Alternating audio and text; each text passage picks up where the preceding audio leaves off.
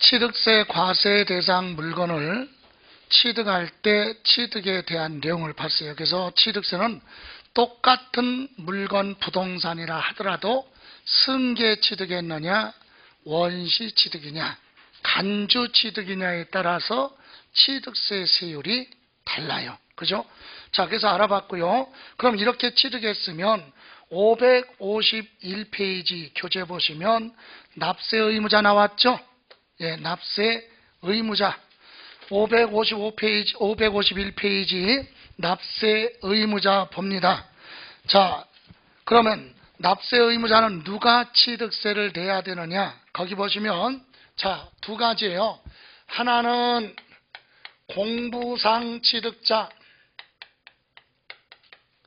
여러분, 공부상 취득자가 뭐냐? 공부상 하면 이건 좀 어려운 부분인데 공적 장부죠. 부동산에 대해서는 등기가 됐으면 등기부 등본을 얘기하는 거고, 등기가 안 된 부동산은 토지대장이나 임야대장이나 농지원부 같은 거 있겠죠. 이게 행정기관에서 사용하는 장부니까 공적 장부, 공부다. 여기에 공부상의 취득자 이 얘기는 요거예요. 사용수익 처분할 수 있는 권리 무슨 권? 소유권. 여러분, 소유권을 취득했을 때는 언제 소유권 취득한 걸로 보느냐? 그러면 계약 매매 같은 경우는 계약금 주고 중도금 주고 잔금 주고 소유권 이전 등기에 대한 서류를 뭐하면 넘겨받으면 소유권 취득이에요. 그럼 내 앞으로 뭐 안 했어도 등기 안 했어도 그건 취득이다. 그죠? 그래서 사용수익 처분할 수 있는 권리 소유권은 없어. 왜? 내 것이 아니니까. 그런데 부동산은 내 거 아닌데 내 앞으로 뭐를 했어요? 예? 등기됐으면 그건 취득이다. 취득세 내라. 등기했으면 무조건 취득세 내라. 내 거 아닌데도 내 앞으로 뭐를 했으면, 남의 부동산을 내 앞으로 등기했으면 등기된 사람은 뭘로 본다? 취득한 걸로 보고 취득세 내라. 이게 공부상 취득이에요. 취득자 확인. 다음에 해당하는 경우는 소유권 취득에 관계없이 등기 등록한 경우 그 명의자가 취득한 걸로 보고 취득세 납세 의무가 있다. 등기부상에 기재된 사람이 취득세 내요. 어떤 경우냐? 자주 발생하지는 않아요. 다음 장 박스에 보시면 뭐라고 그랬어요? 공부상 취득자 그러면 자, 첫 번째 뭐라고 그랬어요? 양도담보. 양도담보가 뭐냐? 양도담보. 자, 여러분 은행에서 돈을 빌릴 때 담보대출을 받잖아요. 담보대출. 대출 받을 때 은행은 담보물에다가 여러분 부동산을 은행에 담보로 맡기고 돈을 빌려오면 소유권을 은행 앞으로 등기하는 게 아니라 여러분 부동산에 은행이 근저당을 설정해요. 그러니까 소유권 이전하는 게 아니죠. 그러니까 담보대출하고 양도담보하고는 틀려요. 이건 은행이 아니라 개인과 개인끼리지. 개인과 개인, 예를 들어서 내가 여러분한테 10억을 빌려달라고 합니다. 근데 여러분 입장에서는 매주 보는 선생들이면 믿음이 가니까 빌려줄 텐데 나는 2주마다 한 번씩 보잖아. 그죠? 그리고 시험 보면 더 이상 볼 일이 없을 것 같은데 내가 너를 어떻게 믿고 돈을 빌려주느냐? 좋아, 빌려줄 테니까 그러면 담보로 뭘 맡겨라. 이게 양도담보야. 예? 그러면 내 부동산을 여러분 앞으로 뭐야? 아예 소유권 이전 등기 해줘요. 그리고 계약을 하는 거지. 뭐라고? 내가 부동산을 여러분 앞으로 등기하는 건 매매가 아니라 채무를 뭐할 때까지만, 갚을 때까지만 담보로 소유권 넘겨주는 거지 매매 거래가 아니다. 만약에 만기에 가서 내가 약속된 대금을 변제하지 못하면 여러분은 이 담보 물건을 제3자한테 뭐 해도 좋다, 처분해도 좋다, 이런 계약을 하고 소유권 이전 등기하고 돈 빌려오는 걸 뭐라고 그래요? 양도담보. 그럼 나는 여러분한테 돈 빌려오고 내 부동산을 여러분 앞으로 등기하면 여러분은 돈을 받을 때까지만 뭐 하는 거예요? 등기를 한 거지. 여러분이 사용수익 처분할 수 있는 게 아니야. 그러니까 여러분 거 아니지만 여러분 앞으로 뭐 했으면 등기했으면 뭐 내라? 취득세 내라. 이게 양도담보예요. 다시 은행에서 담보대출 받으면 은행에 부동산을 소유권 이전 등기하는 게 아니에요. 여러분 부동산에 은행이 근저당을 설정하는 거지. 그죠?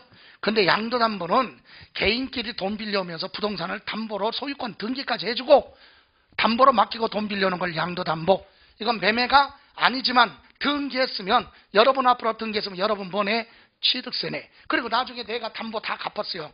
그러면 담보물건 다시 되찾아오죠? 나 또 취득세 내야 돼. 등기하니까. 그게 형식상 취득, 공부상 취득이라고 그래. 이해가세요? 두 번째 뭐라고 그랬어요? 박스 안에. 예? 명의신탁. 명의신탁하고요. 신탁법의 재산관리, 신탁재산하고는 틀려요. 신탁법의 신탁재산은 합법적으로 허가받은 회사에 부동산 관리를 맡기는 게 신탁법의 신탁재산이에요. 그건 세금 안 내. 근데 명의신탁은 불법이라니까? 예? 우리나라는 실명제법 두 가지가 있잖아요. 예? 실명제법 두 가지. 실명제법을 위반하면 형사처벌 대상이에요. 첫 번째가 바로 뭐야? 금융실명제. 여러분 오래간만에 친구 만났는데 친구가 뭐라 그래? 야, 잘 지냈어? 나 사업하는데 잘 돼. 그래? 그런데 내가 돈을 좀 못 갚은 게 있어갖고 내가 통장에 압류된 적이 있었어. 그래서 지금 거래처에서 돈 들어올 게 있는데 내 통장으로 들어오면 그게 좀 문제가 생길 수 있으니까 너 통장 안 쓰는 거 있으면 좀 빌려줘. 그래서 통장 그래? 빌려줬다. 이게 실명제법 위반이야. 일단 통장을 빌려줬다는 사실에 대해서 처벌받고 그리고 그 통장에 돈이 들어왔으면 그것이 범죄 행위면 그 사람도 범죄에 가담한 걸로 보는 거지. 아주 무거운 법이에요. 그래서 통장 빌려주는 거 아니지. 그죠? 그래서 대다수 범죄하는 사람들이 노숙자들 있잖아요. 그 사람들 뭐 이름으로 통장 개설해서 하잖아요. 자, 금융실명제. 두 번째, 부동산 등기 명의에 관한 법률. 부동산도 실명제법이다. 부동산 실소유자 앞으로 등기해야지 다른 사람 이름으로 등기한 것이 나중에 뭐가 되면 확인이 되면 이게 명의신탁이죠. 그럼 등기한 사람한테 뭐 내야 돼? 등기했으니까 그 사람은 뭐 내고? 취득세 내야 돼요. 이해가세요? 그리고 별도로 그건 세금에 대한 거고 형사처벌 대상이지. 이해가세요? 예, 그래서 명의신탁은요, 부동산 실소유자가 있어요. 근데 명의만 다른 사람 이름으로 등기하는 건 불법행위야, 불법. 그런데 불법이든 합법이든 등기했으니까 보내라, 취득세 내라. 이 얘기에 등기했으니까 실소유자가 아니래도. 다음, 자기 부동산을 경락받았다, 낙찰받았다, 이거 취득. 여러분, 자기 부동산을 자기가 경매에 참여할 수 있느냐? 있어요. 어떤 경우? 물상담보라고 그래. 자기가 은행에서 돈 빌리고 자기 부동산 담보로 맡겼는데 못 갚아서 경매 물건 나왔다. 그건 자기는 참여할 수 없어. 왜? 자기가 주 채무자니까. 그게 아니라 친구가 대출 받는데 내 부동산을 담보로 줬네, 은행에. 맡겼어요. 그런데 친구가 돈을 못 갚았어. 그럼 내 부동산 은행에서 뭐해? 경매 처분하겠죠. 그럼 나는 돈 빌린 사람이 아니에요. 그러면 내 부동산 경매로 날아가게 생겼잖아. 그럼 부동산 소유자는 내가 경매에 참여할 수 있다. 그래서 자기 부동산 자기가 뭐 받았어요? 낙찰 받았어. 그래서 경매가 실행된 건 등기가 발소되니까 자기 앞으로 다시 뭐 해야 돼? 등기해야 돼. 그래서 뭐 내라? 취득세 내라. 이게 공부상 취득자예요. 자주 발생하지는 않습니다. 이해가세요? 그런데 취득세는 이거보다 이게 많아요. 뭐 많이 불어놓은 게 사실상 뭐 취득자, 이 경우가 많죠. 사실상 취득자, 이 얘기는 반대예요. 사용수익 처분할 수 있는 무슨 권? 예? 소유권을 취득했으면 취득세 내. 자기 앞으로 형식상 절차인 뭐 안 했어도, 등기 안 했어도 소유권 취득은 취득세 내라. 이게 사실상 취득. 이해가세요? 그래서 사실상 하면 아까 뭐라고 그래서 소유권이라고 그랬잖아요. 그래서 한번 보죠. 552페이지 사실상 취득자.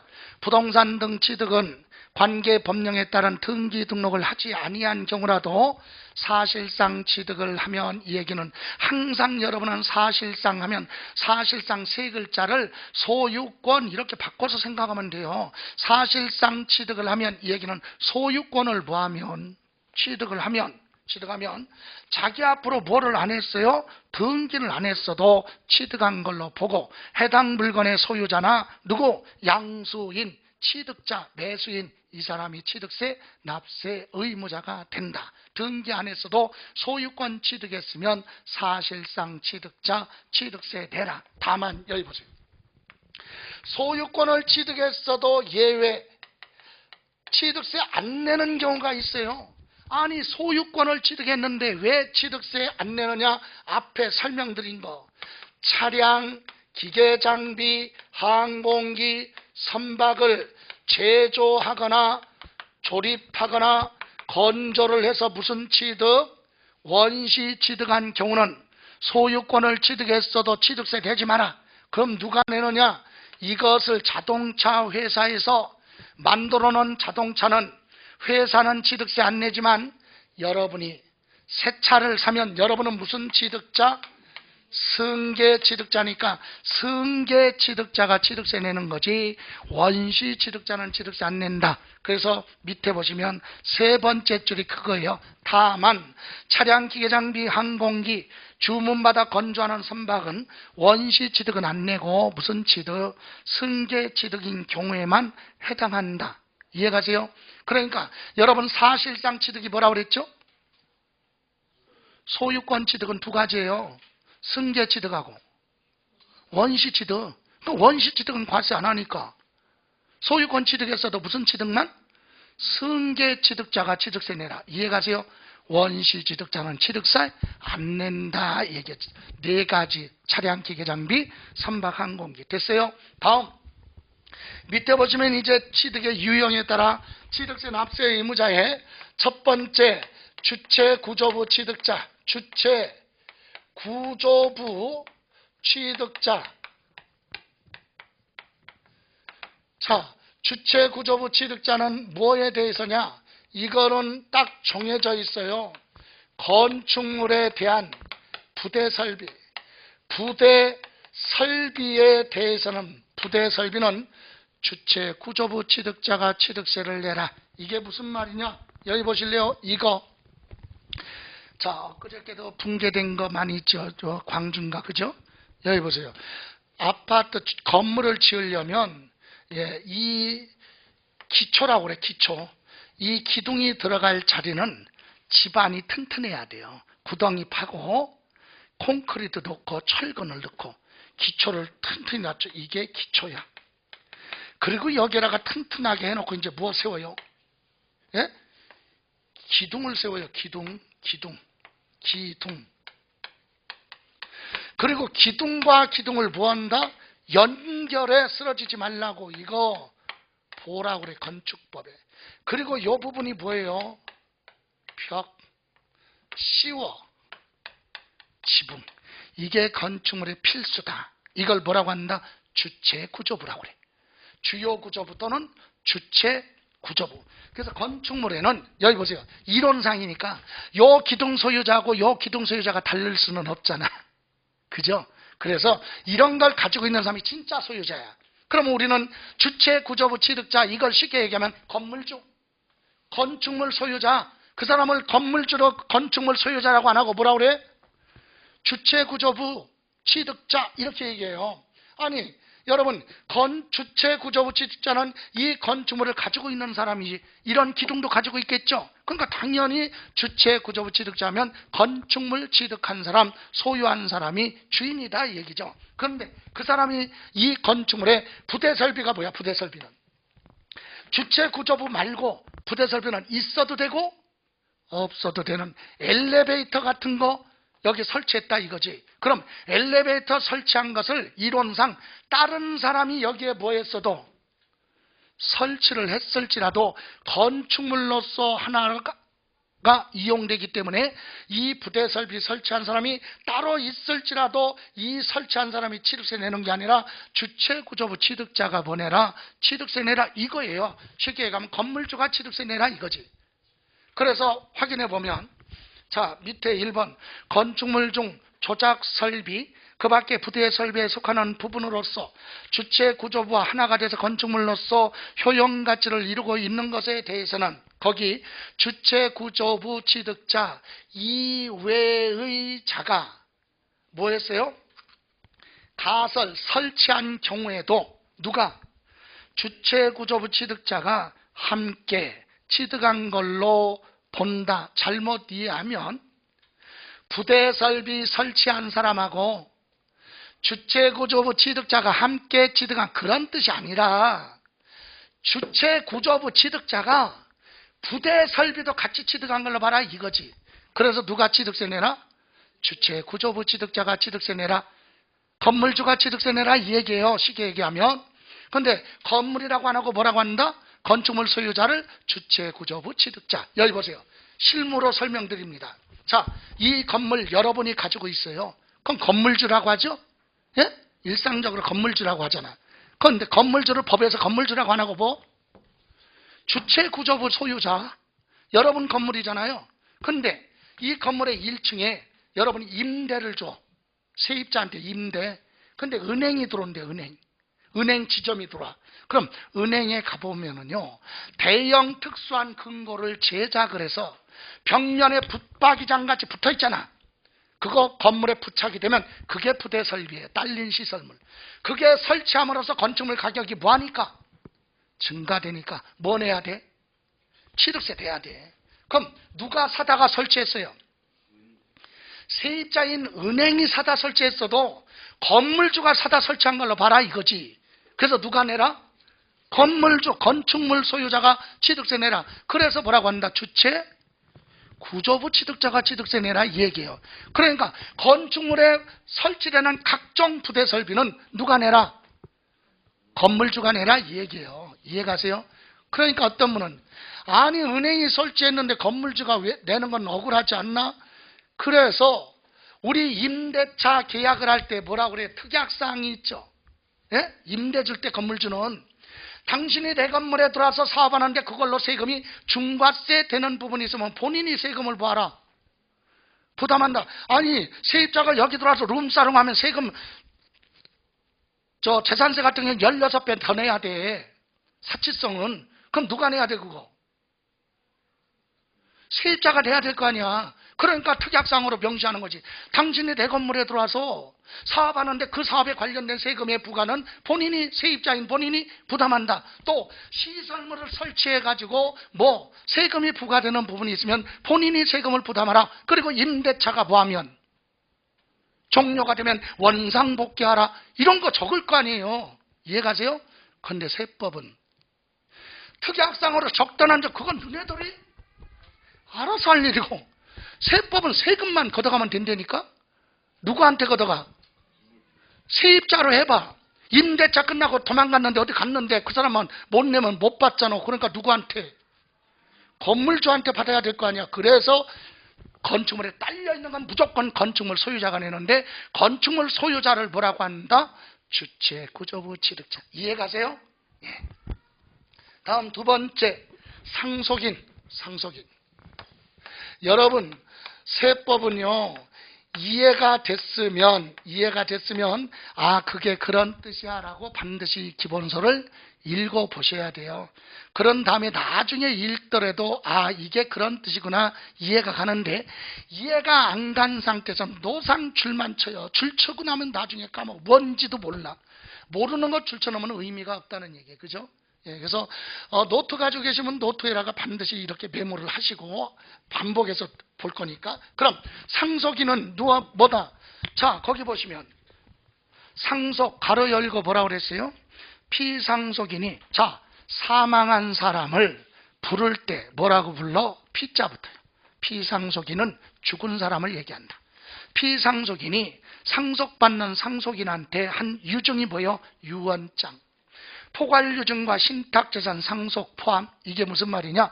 제가 유언장으로 남겨뒀거나 아니면 유언장이 없어도 내가 신탁법에 재산을 맡겨놓고 죽었다면 신탁법에 맡겨놓은 재산도 상속재산이다 이 얘기예요. 그래서 포함해서 상속으로 인하여 취득하는 경우는 상속인 각자가 상속받은 물건을 세 번째 줄 취득한 걸로 본다. 그 얘기는 상속받은 재산에 대해서는 누가 취득세 내라? 상속인이 내라 이 얘기예요. 자기가 취득한 재산. 예를 들어서 아버지가 돌아가셨는데 첫째, 둘째, 셋째가 상속받았어요. 첫째는 상가, 둘째는 아파트, 셋째는 농지 받았다. 그럼 자기가 받은 거에 대해서 각각 보내라. 취득세 내라. 이해가세요? 그런데 문제는 여기 보세요. 무슨 상속? 공동으로 상속받았어요. 이 얘기는 한 사람이 다 받은 게 아니라 여러 사람이 받았다는 얘기는 지분으로 받았다는 얘기죠.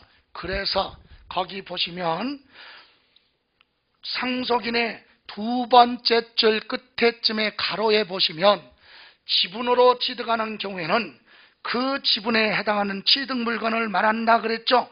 그리고 이 경우 공동상속의 경우는 공유자, 공동소유자가 연대하여 납부할 의무를 진다 그랬죠. 여기 보세요. 가로 안에 지분으로 상속받았다는 얘기가 무슨 말이에요? 이 상가 부동산 지분으로 받았다는 얘기는 일부분 비율로 받았다는 얘기니까 여러 사람이 공동으로 받았다는 얘기잖아요. 한 사람이 다 받은 게 아니라 아까는 첫째는 상가 받고 둘째는 뭐 아파트 받았으면 각자 자기가 뭐한 거 받은 거에 대해서 각각 취득세 내면 되는데 이 상가 빌딩은 자녀 5명이 공동으로 받았다. 20%씩이다. 그럼 자기 뭐만큼? 비율만큼 내면 되죠. 근데 한 사람이 아니라 내야 될 사람이 5명이잖아요. 2명 이상 여러 명일 때를 묶어서 뭐라고 한다? 연대 납세 의무가 있다. 그래서 공동 상속받은 경우는 뭐다? 2사람 이상이니까 연대 납세 의무가 있다. 이렇게 얘기해요. 연대 납세 의무자다. 이렇게도 얘기합니다. 여러분, 연대 납세 의무 뜻이 뭐예요? 하나의 재산을 여러 사람이 공동으로 상속받으면 취득세 낼 때 한 사람이 아니라 납세 의무자가 2사람 이상 여러 명일 때를 묶어서 뭐라고 그래요? 연대 납세 의무. 연대 납세 의무는 세금 내는 방법이 크게 3가지예요. 조금 더 들어가면 어떻게 내 세금 낼 때 자기 뭐만큼? 지분만큼만 내면 돼요. 그게 연대 납세 의무. 아니면 5명이 자기 지분 내야죠. 20%씩. 근데 그 중에 한 사람이 대표로 다 낼 수도 있어요. 다 내면 돼.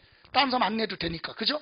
또 반대로 5명 중에서 1명이 자기 걸 못 내고 4명은 냈어요. 그러면 1명이 못 낸 건 4명이 다 뭐하라? 책임져라. 이게 연대납세입니다. 이해가세요?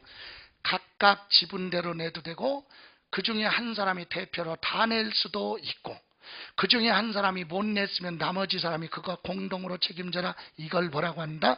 연대납세의무. 그럼 시험에서 상속받았다 근데 연대납세의무자 그럼 틀리는 거지.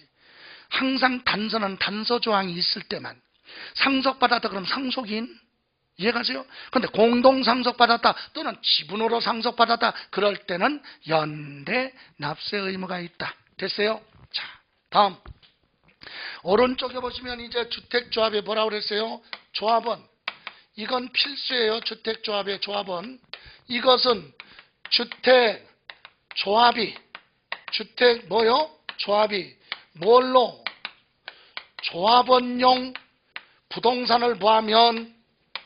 취득을 하면 취득은 누가 했는데 조합이 취득했어도 세금은 누가 내라?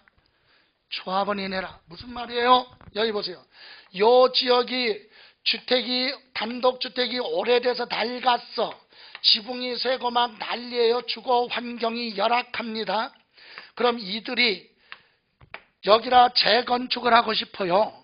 그러면 한 사람이 하려면 힘드니까 얘들이 모여서 뭐 만들어? 주택조합을 결성합니다. 그런데 이 중에 얘는 조합원으로 참여하지 않고 돈 받고 현금 청산받고 나갈 수가 있어요. 얘는 수용이야. 이해가세요?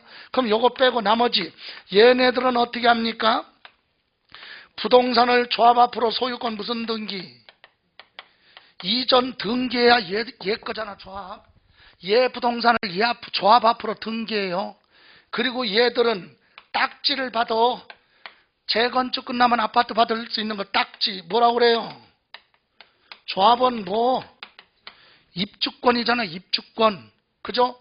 근데 주택조합이 요거 등기해서 가지고 절차에 따라 허가받고 사업계획 승인받고 관리처분 계획 받고 여기 뭐예요? 이제 다 철거를 해서 여기라 뭐죠? 아파트 지을 거 아니에요? 누구 이름으로 지어요? 조합 이름으로. 그럼 조합의 입장에서는 건물 새로 지었죠? 무슨 취득이야? 원시 취득. 얘 앞으로 소유권 무슨 등기? 보전 등기하는 거예요. 이해가세요? 그런데 다가 아니라 이 아파트 지어서 소유권 보전 등기할 때 여기 요 부분은 누구한테 줄 거야 이거? 예? 얘들한테 줄 거야, 조합원한테. 그리고 나머지 요 부분은 무슨 분양? 일반 분양. 그럼 이거에 대한 취득세, 이거 취득세가 서로 달라요. 요건 누가 내라? 각각 조합은 너네가 내라 이거지, 취득세. 그리고 얘들 앞으로 소유권 무슨 등기? 보전 등기하는 거예요. 이전 등기보다 보전 등기가 세금이 적어. 이해가세요? 그럼 얘는 일반 분양하는 건 누구 앞으로? 조합 앞으로 소유권 무슨 등기하고? 보전 등기하고. 나중에 누가? 갑이 일반 분양 받으면 조합으로부터 소유권 넘겨받죠. 소유권 무슨 등기? 이전 등기하면서 얘 취득세 내죠? 이건 나중 얘기고, 지금 얘기하는 건 조합의 이름으로 아파트 지었어요. 재건축. 이거 취득세는 이 부분은 누가 내고? 조합. 요건 조합원한테 줄 거니까 누가? 조합원이 각각 취득세 내라. 이렇게 이해했으면 시험에서 이 부분을 물어본 적은 한 번도 없네. 물어보면 전부 다 이거지. 주택조합이 조합원용 부동산 취득이다. 그럼 누가? 조합원이 내라. 확인. 주택법에 따른 주택조합과 도시 및 주거환경 정비법, 빈집 및 소규모 주택 정비에 관한 특례법. 요즘은요, 옛날엔 재개발 재건축할 때 막 대단위로 했는데 요즘은 몇몇 집이 모여가지고 할 수도 있죠. 소규모. 예. 그래서 재건축 조합 및 소규모 재건축 조합이 중요한 건 재건축 조합이 그 얘기예요. 재건축 조합. 법률 앞에 무시해버리고 재건축 조합이 조합원용으로 취득하는 조합주택용 부동산은 세 번째죠. 그때 그 누가? 조합원이 취득한 걸로 본다. 조합원용 부동산은 누가 취득세 내라? 조합원이 취득세 내라 이 얘기야. 그러면 다만 조합원한테 귀속되지 않는 부동산, 요건 일반 분양하는 거죠. 요거는 조합원이 내는 게 아니라 누가 내? 조합이 낸다. 그죠? 그래서 조합원한테 귀속되지 않는 부동산은 제외한다. 이건 조합원이 내는 게 아니다. 누가 내는 거? 조합. 그래서 여기서 기억할 건 조합원용 부동산 그러면 누가 내라? 조합원이 취득세 내라. 그리고 소유권 무슨 등기? 보전 등기합니다. 됐어요? 다음 4번. 상속 개시 협의에 의해서 재분할. 이것도 상속 재산에 대해서 법원의 판결이 아니라 뭐라고요? 재분할 그랬죠? 그런 경우는 먼저 정리 한번 하고 갈게요. 읽고 갈게요. 자, 상속 개시 후 양가로 4번. 이 얘기는 사망한 후에 상속 재산에 대해서 등기 등록 등에 의해서 각 상속인의 상속분이 확정돼서 뭐가 됐어요? 등기가 됐어요. 등기됐어요. 상속받은 재산을 상속받는 사람 앞으로 등기가 됐어요. 소유권 이전 등기. 예, 그러면서 취득세를 내고 상속세 냈겠죠.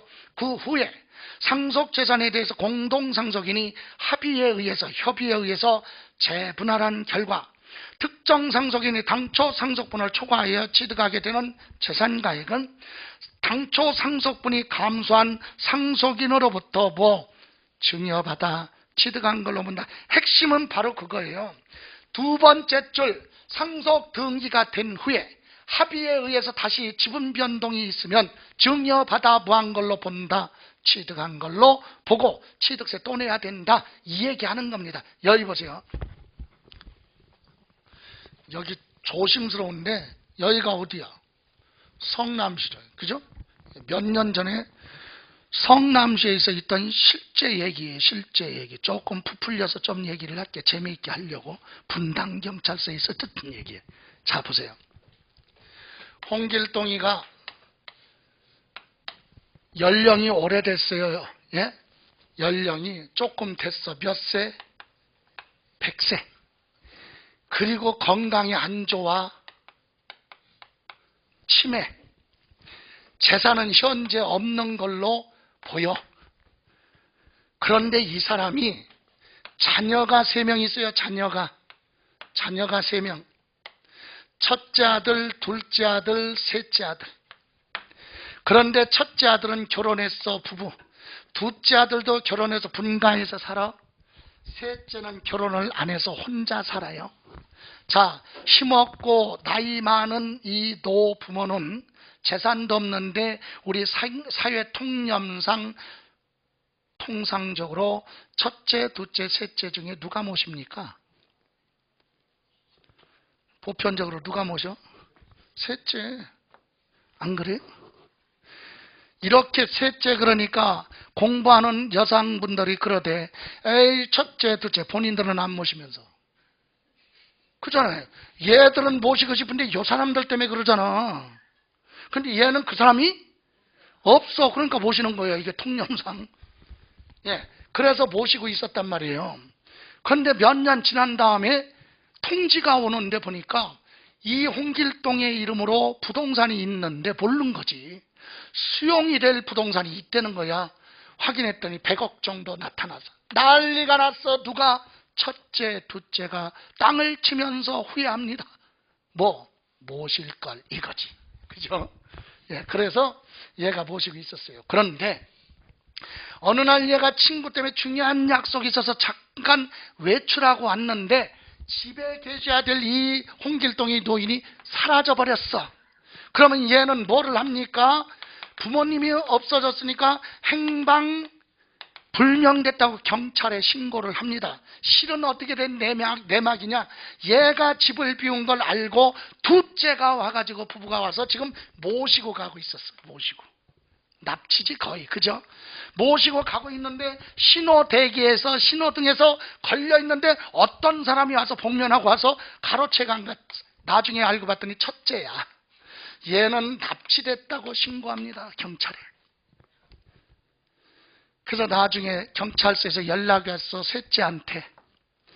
그래서 셋째가 경찰서 분당경찰서 갔더니 마당에서 얘들이 엉켜서 싸우고 있어. 서로 뭐 하겠다고? 모시겠다고. 그래서 결론은 얘가 수습을 해서 다시 모셔왔어요. 얘가 모시고 있어요. 자, 그래도 얘네들은 내심 어때요? 민법상 지분은 뭐하니까? 똑같으니까 3분의 1, 33억은 상속을 받을 수 있겠다. 이렇게 생각을 하고 위안 삼아 있어요. 그래서 얘들은 연로하신 홍길동이가 거시기 하기를 거시기 합니다. 그죠? 무슨 뜻인지 알죠? 예, 거시기 하기를 기다려. 그래서 실제로 거시기 했어. 돌아가셨어. 그래서 이제 뭐 받으려고 그래? 상속을 받으려고 했더니 영화 드라마 같은 데 보면 누가 사망하면 007 가방 들고 나타나는 사람, 변호사가 나타났네. 보니까 뭐가 있어? 유언장이 있더라. 얘기해. 죽은 사람의 재산은 유언장이 우선하는 거야. 민법 필요 없어. 유언장 있으면 유언장으로 가는 거야. 하자가 없다면. 유언장에 결격 사유가 없다면 유언장이 우선이에요. 왜? 죽은 사람 재산은 본인이 마음이니까. 그죠? 그래서 유언장이 작성돼 있어요. 그러니까 얘들은 내심 그래도 뭐 3분의 1은 받겠지 이렇게 생각했는데 유언장을 공개했는데 보니까 첫째 아들은 10%, 둘째 아들은 40%, 셋째 아들은 50%의 유언장의 지분을 이렇게 기재해놨더라 이 얘기야. 그럼 유언장으로 가야 되겠죠? 그러면 제가 하나 물어봐요. 여러분이 첫째야. 어때? 기분이 어떠냐고 지금. 예? 여러분이 첫째라면. 대답이 없는 거 보면 두 가지예요. 하나는 기본 재산이 많으니까 돌아가셨을 때 상속을 조금 받아도 내 대신 동생들이 많이 받으니까 뭐 기분 나쁘지 않다. 이렇게 가진 자만의 오만이라든가 뭐 이런 거 있고, 아니면 하나는 무슨 내용인지 모르는 거야 지금. 예? 무슨 내용인지 모르는 거야. 그럴 수도 있죠. 그래서 여러분하고는 대화가 안 돼. 그래서 제가 제 입장으로 갈게. 저는 상속하면은 진짜로 기대치가 없어. 재산이 없으니까. 보세요. 제가 만약에 첫째다. 내 입장에서 얘기해요. 내가 첫째야. 근데 동생들이 이렇게 갔다? 나 이거 승복할 수 없어. 동생들한테 무언의 압력을 팍팍 주는 거야. 그랬더니 얘들이 모여서 협의한 거지. 합의. 뭐라고? 야, 우리 형이 한 성격 하는데 이대로 갔다가는 가족의 평화가 깨질 것 같으니까 우리가 조금씩 주자. 지네들끼리 뭐 했어요? 합의했어. 그래가지고 나한테 와서 얘기하는 거예요. 뭐라고? 형 상속 조금 받았으니까 기분 나쁜 거 아는데 우리가 알아서 줄게. 대신 아버지 유지가 그러니까 아버지 뜻대로 일단은 뭐 하자. 유언장대로 상속 등기 하자. 그래서 했다 이 얘기. 그래서 지금 뭐 했어요? 상속 등기를 했어요. 그럼 얘들은 부동산 받았으니까 뭐 내고? 취득세 내고, 공짜로 받은 거 상속세. 두 가지 세금 내야죠. 예? 죽은 사람 받으면 상속이잖아. 그러면 첫째, 둘째, 셋째는 자기 지분만큼 내라고 그랬죠. 아까 취득세 10%, 40%, 50%. 상속도 여기 10%, 상속세도 40%, 여기 50%. 상속세도요, 자기가 받은 것만 상속세 계산하는 게 아니야. 상속은 전체 다 세금 계산해서 세금을 비율로 나눠. 상속세 이해가세요? 예. 상속은 내가 아파트 상속 받았다고 아파트만 가지고 계산하는 게 아니라 당겨둔 사람의 재산 다 모아가지고 전체에 대해서 세금 계산해서 그 세금을 비율대로 나누는 거예요. 이해가세요? 자, 이렇게 됐어요. 끝났죠? 그리고 난 다음에 지금 법이 뭐야? 공부하는 게 이렇게 등기한 후에 원래 지분이 40%, 50% 가지고 있던 둘째, 셋째가 얘가 10%를 주겠대. 얘도 10% 줍니다. 그럼 당초 지분이 이제 얘는 뭐가 같대? 감소돼 30%로. 얘도 몇 프로로? 40%가 됐죠. 10% 주니까. 그럼 얘는 지분이 어떻게 돼? 10% 합치니까 30%가 되죠. 그래서 협의에 의해서 등기한 후에 상속인들 협의에 의해서 지분 변동이 있죠. 이때 지분이 당초보다 무한 자는, 증가한 자는 당초 지분이 무한 자로부터 감소한 자로부터 뭐 받았다? 증여받았다. 그러니까 얘는 취득세 내고 증여세 별도로 또 내라.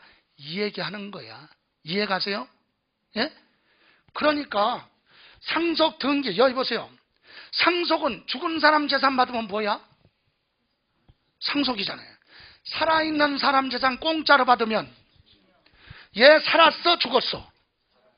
얘들 거 받았잖아. 상속 등기할 때는 아버지 거 받았지만 얘 앞으로 등기하면 얘들 거잖아. 이제 얘들 걸로 변해. 그리고 나서 얘들 걸 이리 주는 건 얘들이 살아있잖아요. 그러니까 뭐야? 당연히 증여. 결론은 뭐 하고 나서 상속 등기한 후에 그러면 이제 얘 거죠. 그런 다음에 지분 변동은 뭐다? 증여받은 걸로 보고 취득세 내라. 이 얘기하는 겁니다. 그럼 공부했으면 취득세 추가로 안 내려면 어떻게 해야 되겠어요? 예? 그렇죠. 등기하기 전에 합의하면 되잖아. 그래서 30%, 30%, 40% 이렇게 해서 뭐를 하면 등기하면 이렇게 취득세, 상속세만 내고 끝이잖아. 그죠? 그런데 뭐 하고 나서 등기했으면 얘 될 거예요. 그런 다음에 지분 변동은 별도로 뭘로 본다? 증여로 본다. 이거 32회 때 지문에서 출제된 거예요. 그러니까 여기서 정리의 핵심은 그거예요. 두 번째 줄. 뭐가 된 후에? 상속 등기가 된 후에. 그죠? 협의에 의해서 지분 변동이 있으면 뭘로 본다? 증여받아서 취득한 걸로 본다. 됐어요? 예? 네, 그거. 여러분 상속에 대해서 한번 볼까요? 상속. 여기 한 김에 홍길동이가 이렇게 재산을 가지고 있어. 100억. 그런데 아까 첫째, 둘째, 셋째가 있었죠? 예? 그런데 유언장이 없다면 3분의 1이잖아요. 33억, 33억, 33억 받을 수 있겠죠? 네, 이렇게 생각하고 있는데 얘가 첫째가 사업에 개인 사업. 그러니까 돈이 필요하네. 이분 아직 안 돌아가셨어. 근데 동생들한테 와서 뭐라고 하느냐. 첫째가, 야 동생들아, 내가 개인 사업하는데 돈이 좀 필요하다, 급히. 근데 아버지가 돌아가시면 어차피 뭐 받을 거니까, 상속 받을 거니까 그 집은 내 거 33억 내가 먼저 받을게. 증여, 돌아가시기 전에 먼저 증여 받겠다 이 얘기야. 얼마를? 33억. 그러니까 동생들이, 그럼 돌아가신 다음에 또 상속 받으려고? 그래서 이제, 아니 상속 뭐 포기 각서를 작성해 줍니다. 됐어요? 그래 놓고 33억을 받았어요. 그래서 얘는 증여세 냈겠죠. 예. 그리고 났어요. 그리고 난 다음에 얼마 안 돼서 돌아가셨어. 그럼 얘들이 이제 뭐 받아야 돼? 상속 받으려고 했더니 형이 왔어. 형이. 둘째 셋째가 물어보는 거지. 형 왜 왔어? 그러니까 나 아들이잖아. 그래서 뭐 받으려고 왔어? 상속 받을. 아니 상속 포기하겠다고 각서 작성하고 먼저 가져갔잖아. 그러니까 형이 뭐라 그래? 그거 맞아. 내가 옛날에 작성한 상속 포기 각서 있잖아. 이거 법률적으로 무효야. 그리고 상속 받는 거예요. 이건 무효야. 상속 포기 각서는 있을 수가 없는 거예요. 왜? 죽었을 때가 상속받는 거죠. 살아있잖아. 살아있는 상태에는 상속권 자체가 없어. 없는 권리를 포기한다? 무효지. 무효. 그래서 돌아가시기 전에 돈을 미리 받으려고 상속 포기 각서 작성한 전부 다 무효야. 무효. 인정 안 해. 그러니까 정상적으로 뭐 받아? 상속 받을 수 있다 이 얘기야. 그래서 이번에 명절 때 구정 때 다 모여서 여러분이 장손의 장남이다 그러면 이런 것도 활용해봐라 이거지. 시험하고 관계없이. 이해가세요? 물론 받을 때는 살아생전에 10년 안에 상속받을 사람이 증여받은 것은 원래 법에는 그거 빼고 계산하거든요. 근데 그건 법대로 갔을 때 얘기고, 예, 동생들한테 잘 달래갖고 이렇게 활용하시는 것도 괜찮아요. 어쨌든 돌아가시기 전에 그분의 상속을 포기하겠다고 작성한 포기각서는 무효다. 이거 이렇게. 자, 역시 시험하고 관련 없어도 상속은 굉장히 집중력이 좋아. 553페이지 갑니다. 부담부 증여. 자, 부담부 증여 이거 중요합니다. 왜? 양도소득세에서도 물어보고 똑같은 걸 취득세에서도 물어봐요. 주는 사람 입장, 받는 사람 입장에서 물어본다. 그래서 출제 빈도가 아주 높다 이 얘기입니다. 자, 부담부 증여 우선 먼저 볼게요. 자, 여러분 증여는 공짜로 주고받는 게 증여죠.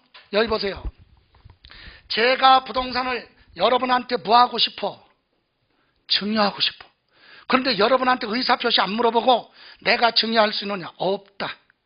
내가 증여를 할 테니 받을래? 이렇게 물어봐야 돼. 그러면 여러분이 승낙을 해야 되는 거예요. 의사표시가 두 가지야. 예? 받을게 이렇게 받을래 물어봤잖아요. 근데 여러분이 받겠다. 승낙이 있어야 되겠죠. 그래서 의사표시 두 개를 민법에서 계약이라고 그래. 그래서 증여는 계약이에요. 주는 사람 뭐? 증여자. 공짜로 받는 사람을 뭐?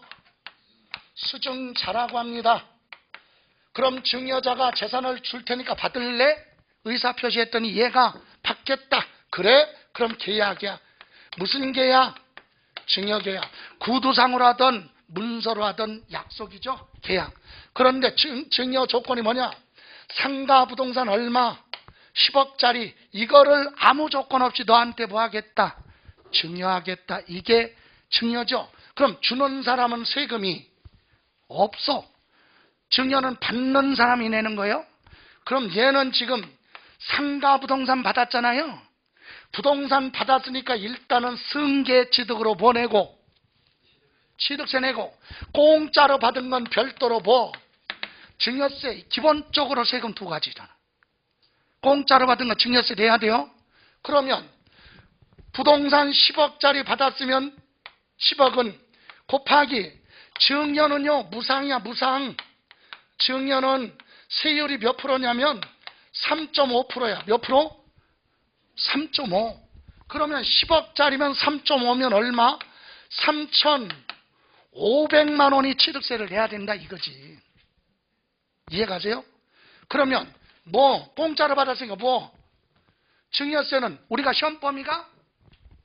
아니요, 증여세는 안 물어봐. 그런데 나온 게기 때문에 볼게요. 전체 재산 얼마? 10억. 증여받았잖아요. 그죠?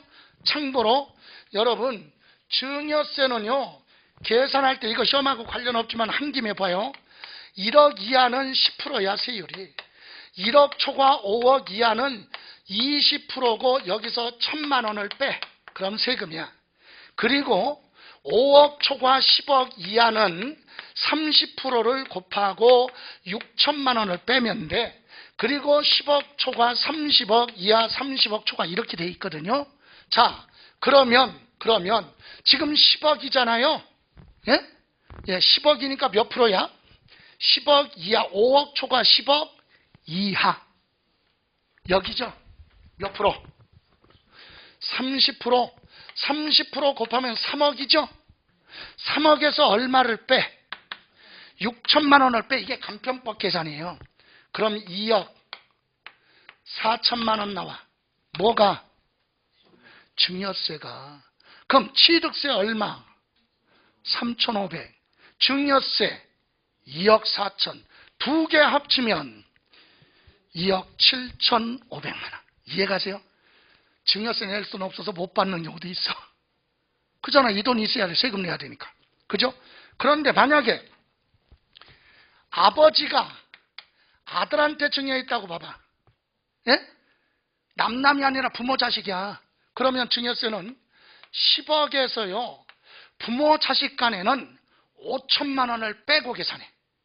부모 자식 간의 증여는 10년 동안에 얼마? 5천만 원. 줄 때마다가 아니라 10년 합계가 얼마? 5천만 원 빼요. 그러면 9억 5천만 원이네. 그럼 여기에 해당되죠. 그대로. 과세표준이 9억 5천. 거기에 몇 프로? 30% 곱해봐. 9억 5천만 원에 3%니까 37이 39 27 355 2억 8천 500만 원인데 6천만 원 빼니까 얼마 나와? 2억 2천 500만 원 나온다. 부모 자식일 때는 5천만 원 빼고 계산하니까. 이해가세요? 자, 보세요. 아버지가 아들한테 이런 증여를 했다면 이 아들은 의심을 가지고 유전자 검사를 해야 돼. 분명히 친아버지가 아닐 것이다. 그죠? 친아버지는 이런 증여를 하면 안 돼. 있을 수가 없는 행위야. 이거는 자식한테 쓰잘데없이 국가의 세금을 많이 내게 하는 부모는 없잖아. 그러니까 부모가 아니지. 유전자 검사하면 불일치 나올 거야. 부모 자식은 무슨 증여를 한다고요? 부담무 증여. 그러니까 부담무 증여는, 자, 정리합니다. 똑같은 내용인데 부담무 증여 봐요. 주는 사람을 뭐라고 그래? 증여자. 받는 사람을 수증자. 그런데 증여할 테니까 받을래? 받을게요. 그래서 증여 계약을 체결합니다. 그리고 조건은 상가 부동산이 있어요. 상가 부동산. 아까 얼마짜리야? 10억. 그런데 여기서 은행에서 뭐 받은 거? 대출 받아서 은행이 여기다가 뭐 설정해놨어요? 근저당을 설정하면 채무가 4억 있다. 얘가 갚아야 될 거죠. 대출 받은 거니까. 됐어요? 자, 이런 부동산을 얘한테 뭐 하면서? 증여하면서 조건을 붙여 보라고. 야, 이 부동산 내가 너한테 주는데 대신 요거 대출 받은 거 네가 갚어. 예? 요 채무를 얘가 떠안는 조건. 이것을 부담부 증여라고 하는 거예요. 부담부 증여의 법률적 용어는 이거예요. 누가 갚아야 될 채무를, 증여자가 갚아야 될 채무를 수증자가 인수 부담하는 조건부 증여. 이걸 뭐라고 한다? 부담부 증여라고 한다. 이해가세요? 그럼 세금 계산은 어떻게 할 거냐? 보세요. 자, 부동산 10억짜리 받았으니까 뭐 내고? 취득세. 공짜로 받았으니까 뭐? 증여세. 그죠? 그런데 취득세 계산이 달라. 여러분, 취득할 때 똑같은 재산이라도 매매로 취득했느냐, 상속을 받았느냐, 증여받았느냐, 세율이 달라. 승계취득, 원시취득 다 틀려요. 세율이. 그러면 부동산 얼마짜리인데 10억. 여기 보세요. 이 10억짜리 얘가 다 증여받았어요? 아니야. 요 얼마는 4억은 나중에 뭐 할 거야? 갚을 거. 지금 돈 주나 나중에 돈 주나 갚을 거는 증여가 아니다. 공짜로 받은 게 증여니까 공짜가 아니잖아 이거는. 그러니까 취득세 계산할 때 달라. 채무 부분 얼마? 4억. 채무 이외 부분 6억. 이거에 대한 취득세가 서로 달라. 둘 다 취득세인데 계산이 틀려. 세율이. 자, 4억은 매매죠 매매.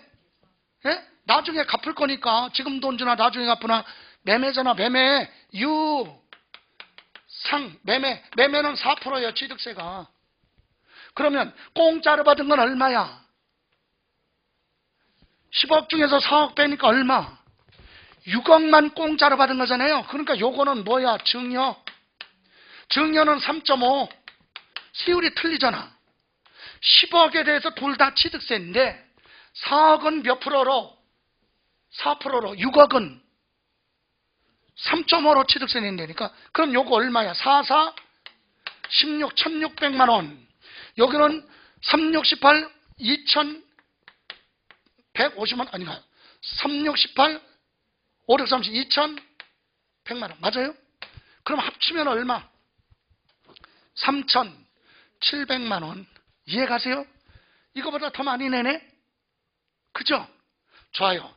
그러면 증여세는 우리가 시험 범위가 아닌데 이해를 돕기 위해서 자, 전체 재산 얼마? 10억이에요. 그런데 10억이면 똑같아. 여기서 10억 보세요. 10억인데 여기서 채무는 갚을 거잖아요. 그러니까 공짜가 아니야. 그래서 4억은 빼야 돼. 그럼 실제로 증여받은 건 얼마? 6억이면 5억 초과 6억 이하는 몇 프로? 30%. 그죠? 30%. 그럼 얼마예요? 36, 18. 1억 8천에서 6천만 원 빼니까 1억 2천만 원이 증여세 나온다. 됐어요? 그런데 부모 자식 간이다. 부모 자식 간에는 전체 재산 얼마? 10억에서 역시 4억은 뭐가 아니니까 증여가 아니니까 빼고 부모 자식이 아니래도 똑같아. 4억은 공짜가 아니니까 증여 아니에요. 그럼 빼면 얼마? 6억이죠. 여기서 부모 자식 간에는 6억인데 5천만 원 빼야지. 이해가세요? 그럼 여기에다가 몇 프로? 30% 곱해. 그럼 36, 18, 355, 1억 6천 5백만 원에 1억 6천 5백만 원에 6천만 원을 빼니까 얼마 나와? 1억 5백만 원. 맞아요? 1억 5백만 원. 6천만 원 빼니까. 여기 보세요. 아까 그냥 증여했더니 얼마 증여했어요? 자식이 2억 2,500만 원. 부담부 증여를 했더니 증여세가 얼마? 1억 5백만 원. 절반으로 줄어들었죠. 그러니까 무슨 증여를 해야 돼? 부담부 증여. 그럼 부담부 증여는 부모가 자식한테 증여할 때는 부담부 증여가 당연한 대세죠. 그래서 전 국민의 부모가 자식한테 증여할 때는 무슨 증여를 한다? 부담부 증여. 그러니까 이건 시험에서도 중요하죠. 양도록세, 취득세. 그럼 여기 보세요. 여기서 끝나는 게 아니에요. 얘는 주는 사람은 세금 없죠. 근데 부담부 증여는 얘도 세금 내야 돼. 세금이 분산되니까 적은 거야. 얘는 얘 입장에서 봐요. 부동산 없어졌죠? 얘 입장에서는, 아버지 입장에서는 부동산 없어졌잖아. 줬으니까. 그리고 채무 안 갚아도 되죠? 얘가 갚기로 했으니까. 그럼 얘 입장에서는 부동산 없어지고 채무도 없어졌네? 그 얘기는 부동산으로 채무 갚은 거지. 대물변제. 그래서 여기 채무 얼마? 4억은 뭘로 본다? 양도다 이 얘기야.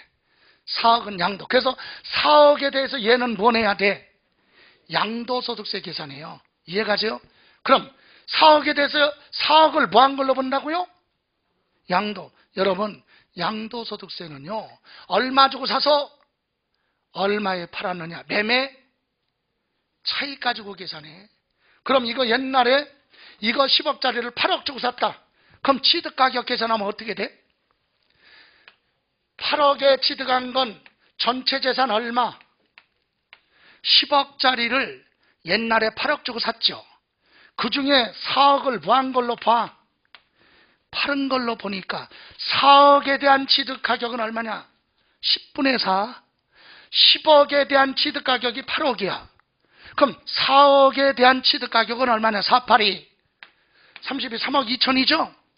자, 3억 2천 주고 산 걸 얼마에 팔았다? 4억. 3억 2천 빼면 얼마야? 8천만 원. 8천만 원에 대략 20% 계산해봐. 282. 1600만 원이죠. 여기서 내는 양도소득세, 여기서 내는 증여세 합쳐도 이거보다는 터무니없이 적죠. 그러니까 뭐를 한다? 부담부 증여다. 됐어요? 그러니까 우리는 부담부 증여 중요한 거예요. 그럼 취득세니까 이거 물어보죠? 그러면 이제 정리합니다. 부담부 증여 나오면 무슨 부분? 채무 부분은 증여가 아니다. 매매다. 그래서 이거 부담부 증여 나오면 무슨 부분? 채무 부분은 매매야. 매매. 사고 팔고. 증여가 아니라 매매 부분, 저 채무 부분은 사고 파는 걸로 본다니까. 그래서 취득세는 뭐라고? 채무 부분은 증여가 아니라 뭐? 유상, 매매로 취득한 걸로 본다. 양도소득세에서 채무 부분은 양도로 본다. 그러니까 다 묶어서 이렇게 생각하면 되죠. 부담부 증여는 원래 뭐를 했지만, 증여했지만 무슨 부분은? 채무 부분은 증여가 아니라 매매다. 그래서 시험에서 물어봅니다. 553조 거기 증여자의 채무를 인수하는 부담부 증여의 경우 채무에게 상당하는 부분은 부동산을 유상으로 취득한 걸로 본다. 거기까지만. 그거예요. 글자 하나 가지고 시험에서 물어보지. 거기 뭐라고? 증여자의 채무를 인수하는 부담부 증여의 경우 채무에게 상당하는 부분은 부동산을 무상으로 취득한 걸로 본다. 무상 그러면 틀리지. 매매니까 뭐? 유상. 이해가세요? 그거 기억하시면 됩니다. 됐습니까? 예, 여기까지만 보시고 잠시만 쉬었다가 갈게요.